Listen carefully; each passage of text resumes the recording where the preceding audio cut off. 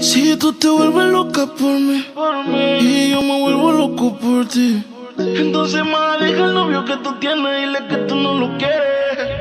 Primero tomaste, luego llamaste y en medio de indirectas calentaste la situación y yo tranquilo en la habitación.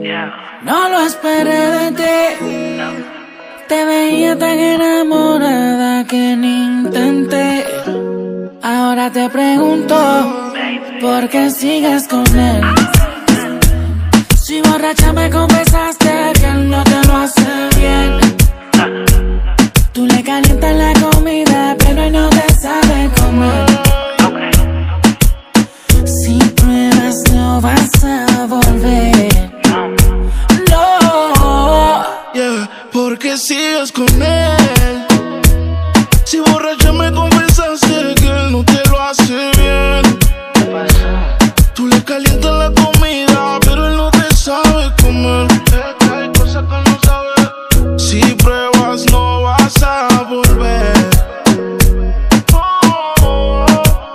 Entonces, sigues con él por el tiempo que ya tienen, pero se puede acabar en un segundo. Sigues con él por la cosa que lo tiene. Baby, ojalá te compre el mundo. Yo sé lo que tú quisieras, no sabes la cosita que te hiciera. Tal vez si de tu parte tú pusieras, como comida caliente te comiera. Baby, porque tú sigues ahí, me hubiera ido del party. Te siento cómoda como la Torre Eiffel en París. Tú queriendo irte y él no te deja ir. Tanto bien, pero él no te hace venir, no. ¿Por qué sigues con él?